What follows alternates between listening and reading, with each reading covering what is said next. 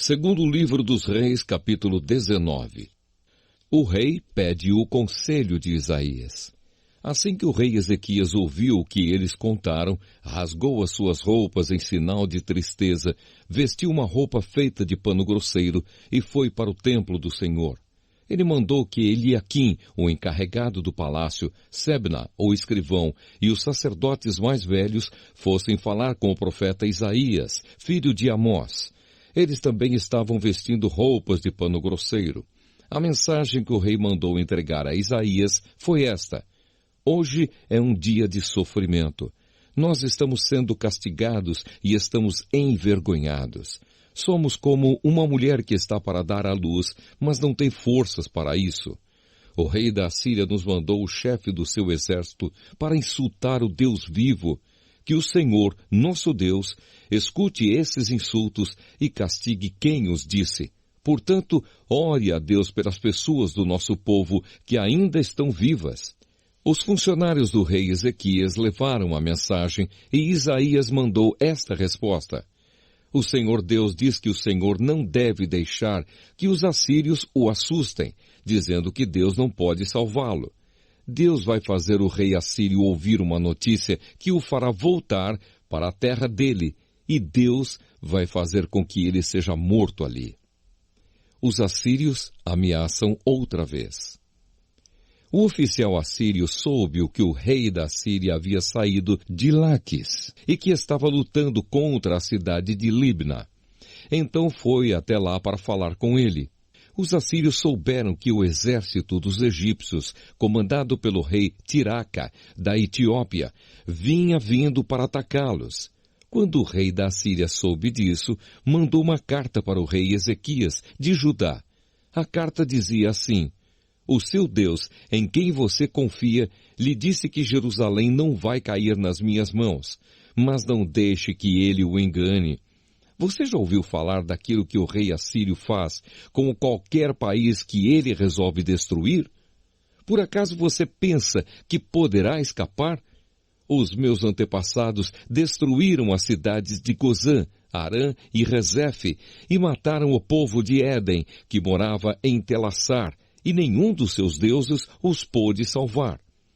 Onde estão os reis das cidades de Amate, Arpade, Sefarvaim, Ena e Iva?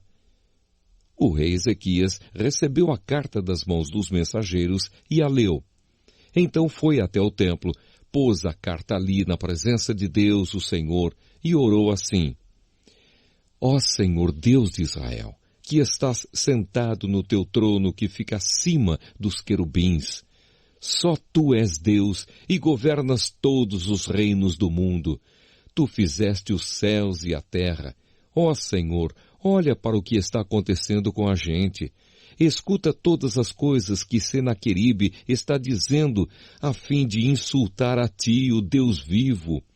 Todos nós sabemos, ó Senhor, que os reis da Síria destruíram muitas nações, arrasaram as suas terras e queimaram os seus deuses, que não eram deuses de verdade, e sim imagens de madeira e de pedra feitas por mãos humanas. Agora, ó Senhor, nosso Deus, salva-nos dos assírios, para que todas as nações do mundo fiquem sabendo que só tu, ó Senhor, és Deus. A mensagem de Isaías para o rei. Então Isaías mandou uma mensagem para o rei Ezequias. Nela, ele dizia que, em resposta à oração do rei, o Senhor, o Deus de Israel, tinha dito o seguinte: A cidade de Jerusalém ri e caçoa de você, Senaqueribe. Contra quem você pensa que falou? Para quem você olhou com orgulho? A quem você pensa que ofendeu e insultou? Você fez tudo isso contra mim, o Santo Deus de Israel. Você me mandou os seus mensageiros para se gabarem de que com os seus muitos carros de guerra você conquistou as mais altas montanhas do Líbano. Você se gabou de ter cortado os mais altos cedros e os melhores ciprestes e de ter chegado até os lugares mais distantes das lindas florestas. Você se gabou de ter cavado poços em terras estrangeiras e de ter bebido da água deles. Gabou-se também de que os pés dos seus soldados fizeram secar o rio Nilo. Por acaso você não sabe que fui eu que planejei tudo isso há muito tempo e agora fiz tudo acontecer? Eu dei a você o poder de fazer cidades cercadas de muralhas virarem montões de entulho. Por isso, os seus moradores ficaram fracos e andavam cheios de medo e de vergonha. Eles ficaram como o capim do campo e a erva verde e como a erva que cresce nos telhados, quando o vento quente do leste sopra e os faz secar. Mas eu o conheço muito bem. Sei o que você faz e aonde vai. Sei que você me odeia. Eu soube do seu ódio e do seu orgulho. E agora vou pôr uma argola no seu nariz e um freio na sua boca e farei você voltar pelo mesmo caminho por onde veio. Depois Isaías disse ao rei Ezequias: Este é o sinal daquilo que vai acontecer. Neste ano e no ano que vem, vocês terão para comer somente aquilo que nascer por si mesmo, sem ser plantado. Mas no ano seguinte, vocês poderão semear e colher cereais, plantar parreiras e comer as uvas.